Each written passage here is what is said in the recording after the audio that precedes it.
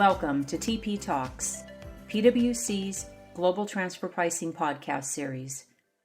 My name is Dana Hart, and we welcome you to our next episode addressing the OECD Pillar 2 model rules.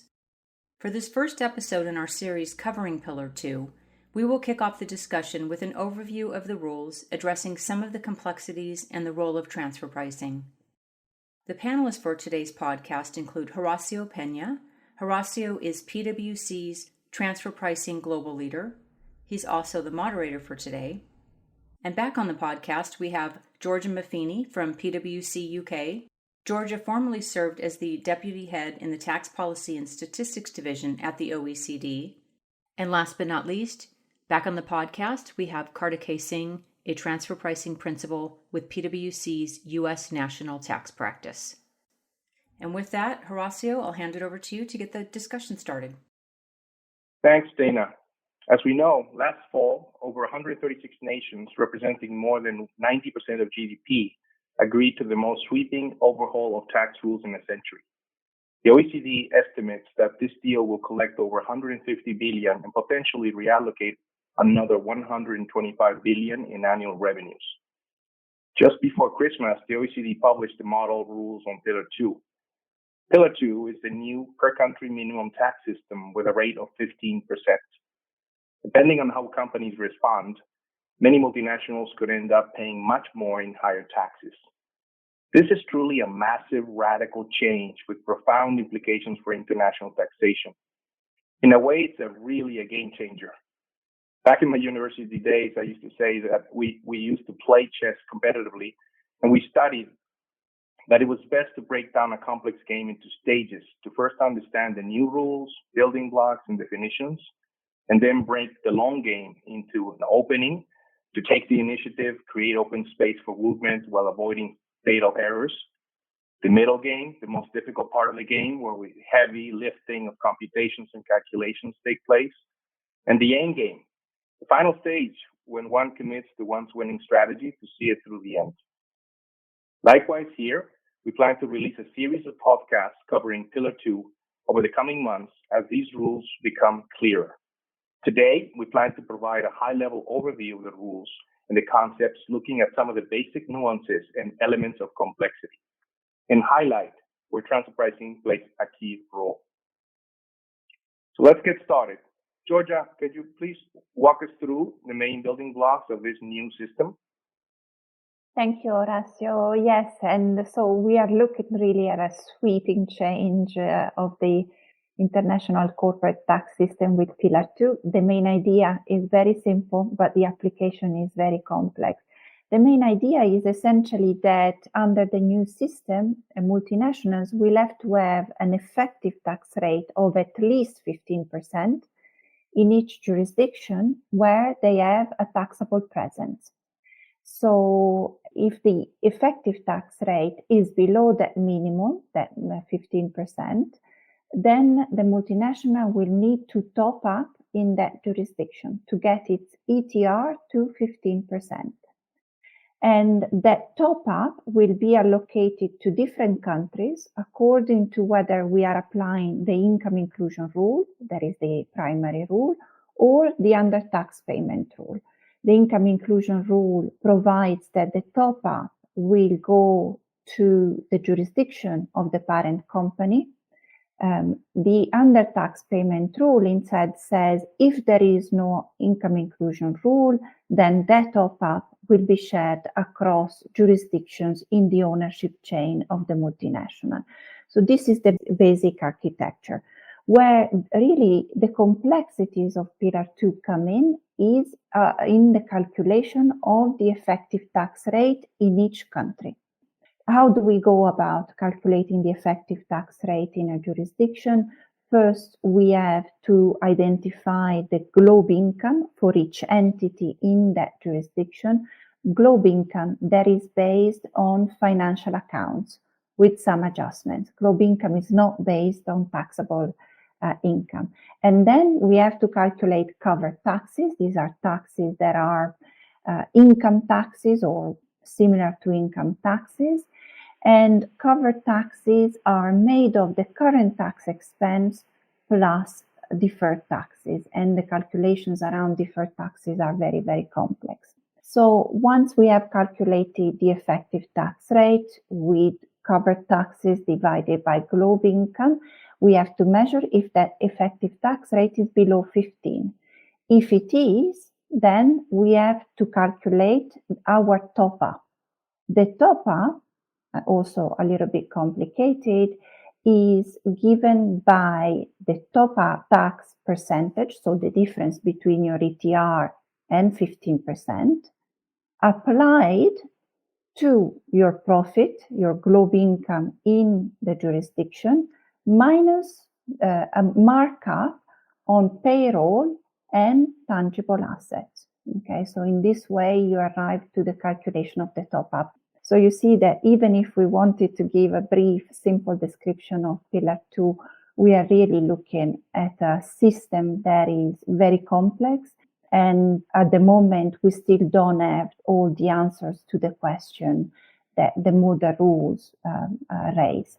So we'll have to wait for another few weeks to see more information on that with the commentary to the model rules. Yes, and Carnegie, Georgia alluded to many nuances and elements of complexity in the model rules. Can you outline for our listeners some of those at a high level? Sure, Horacio. And hi, everyone. Before I start, I love the analogy with the chess, Horacio. I will say, and I only speak for myself, that hopefully my ability to deal and understand the Pillar 2 rules is a little bit better than my chess acumen, because if it is anything like my chess acumen, then I don't think the prospects are very rosy, at least for me.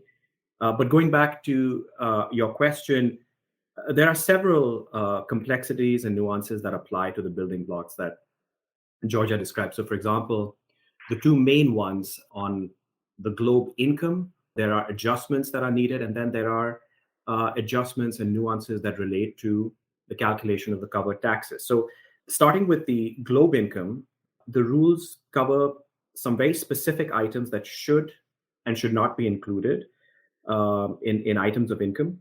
And the treatment around these issues, again, is not that straightforward. So I'll give you an example. When it comes to tax credits, qualified refundable tax credits are included in the definition of globe income, whereas non-qualified refundable tax credits are not included. And the differences between these two types of credits is itself a fairly subtle one.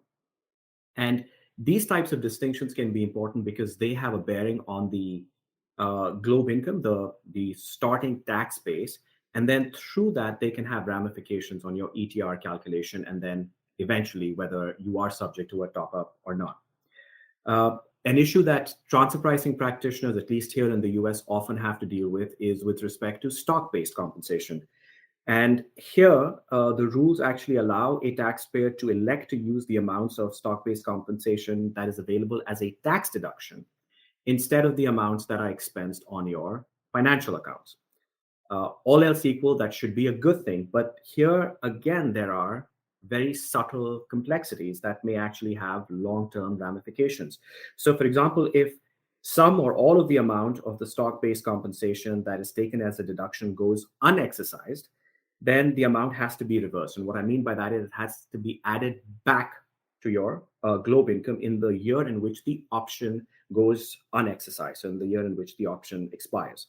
So again, this is potentially complicated, has a multiple year consequence, and can create some unanticipated effects for a taxpayer. And I should also add that this applies only for globe income purposes and globe calculation purposes. So there is no other reason where the taxpayer may be monitoring these kinds of effects. So again, it creates additional challenges.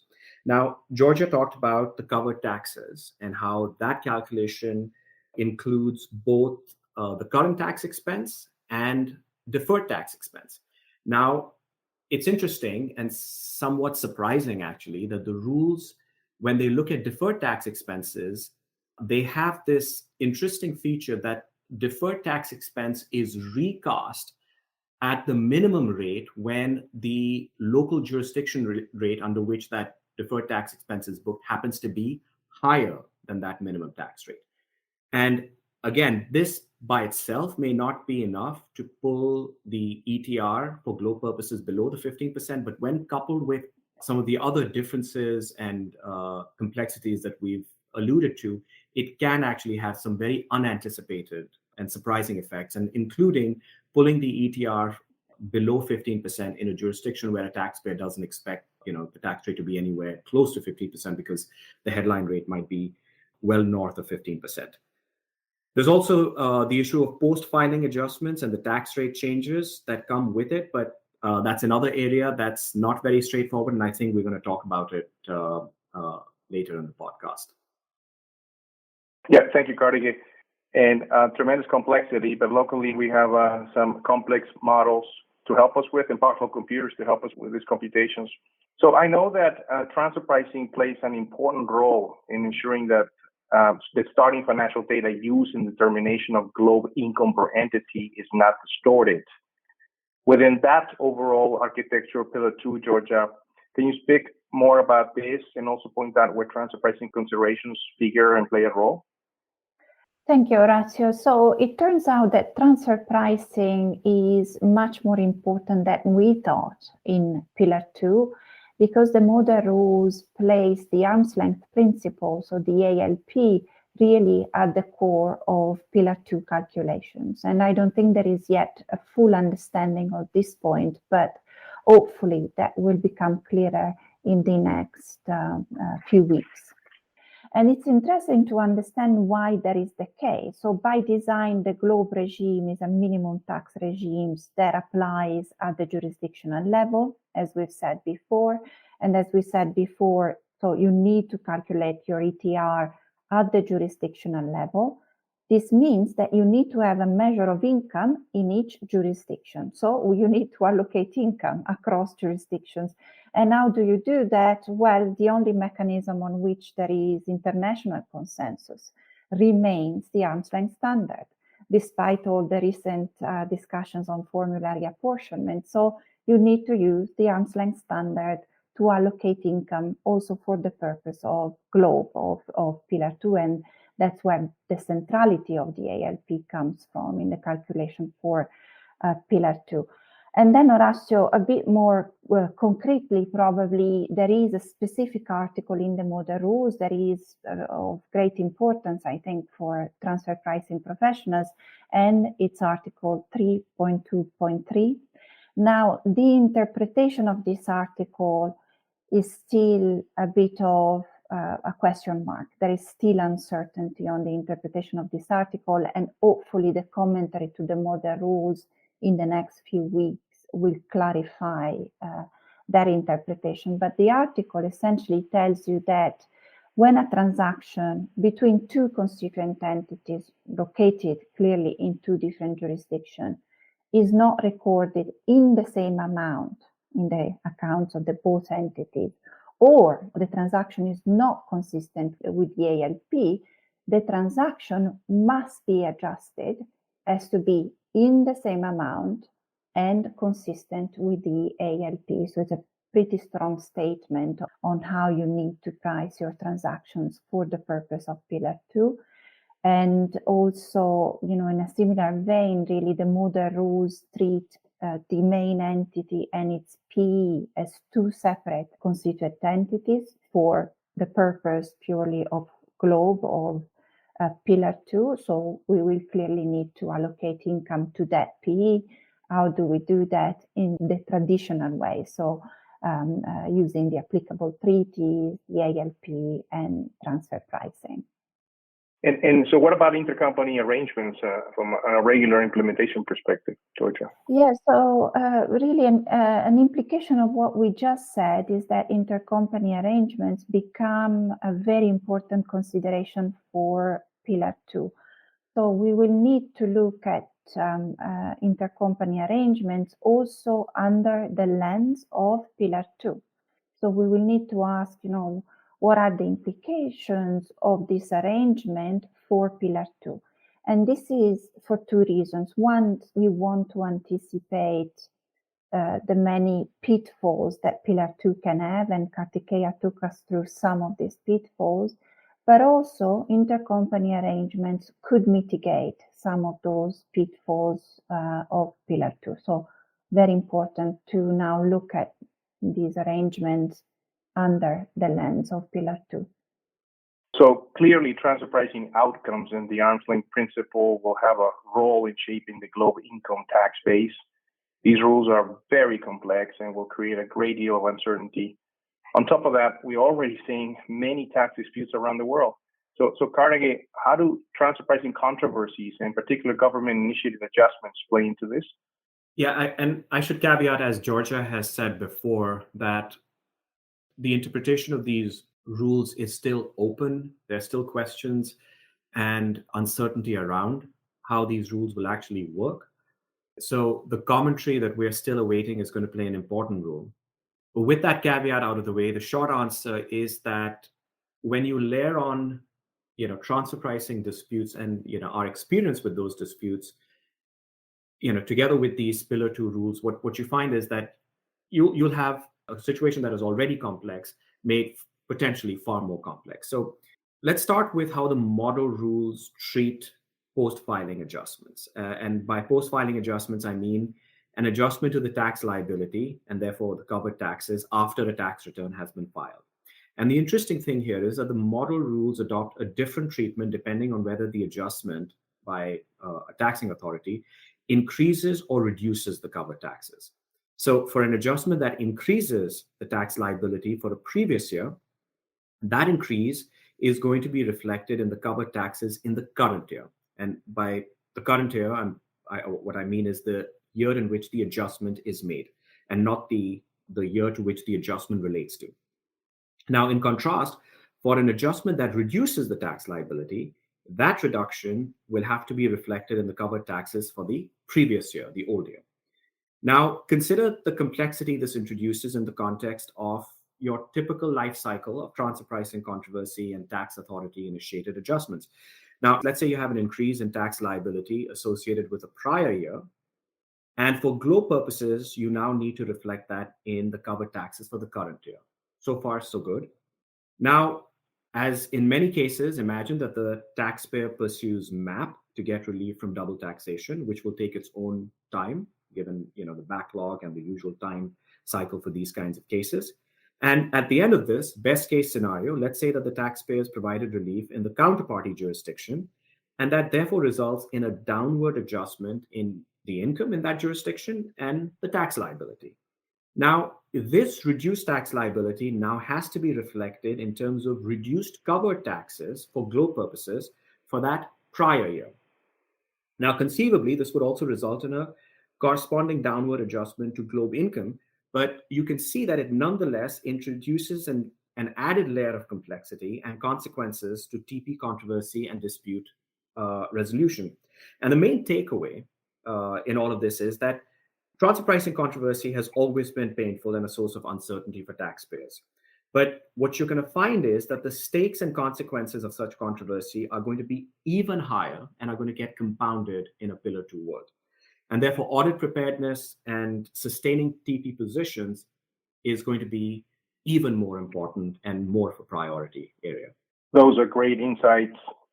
Before we wrap up, Georgia and Carnegie, I think it would be great if you can give our listeners your key takeaways from today's discussion.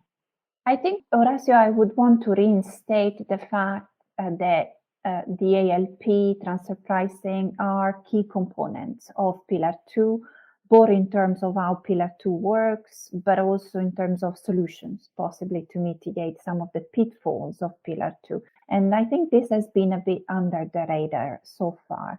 So transfer pricing professionals need to be very close to Pillar 2. And in this context, probably the most important appointment in the next few weeks is the publication of the commentary on the OECD model rules, which we expect will detail a little better the role of the ALP and of transfer pricing adjustments. So some of the points that Kartikeya has just described, although in fairness, I think we will be working with a lot of uncertainty for a long time. And if you like, one way of taming that uncertainty is to do modeling. And remember that in the modeling for Pillar 2, you need to think about transfer pricing and transfer pricing adjustments.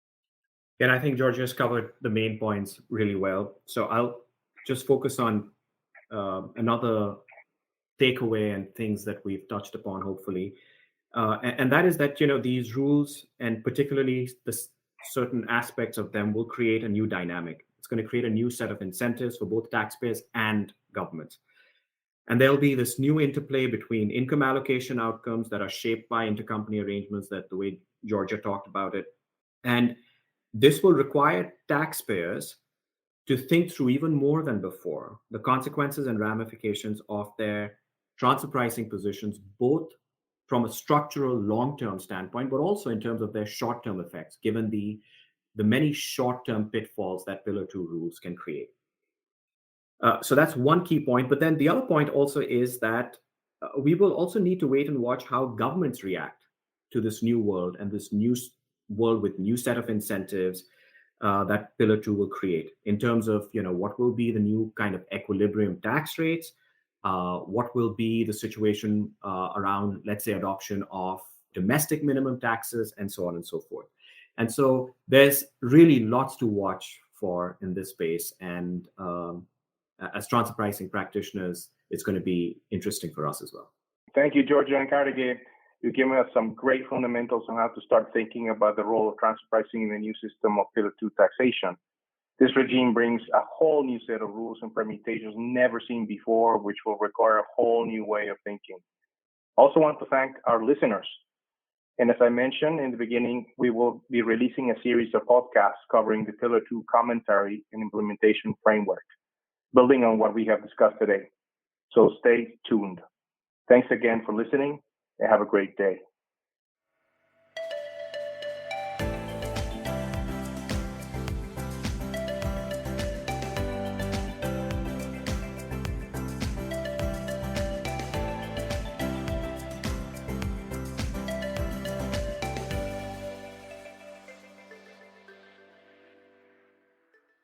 This podcast is brought to you by PwC, all rights reserved. PwC refers to the U.S. member firm or one of its subsidiaries or affiliates, and may sometimes refer to the PwC network.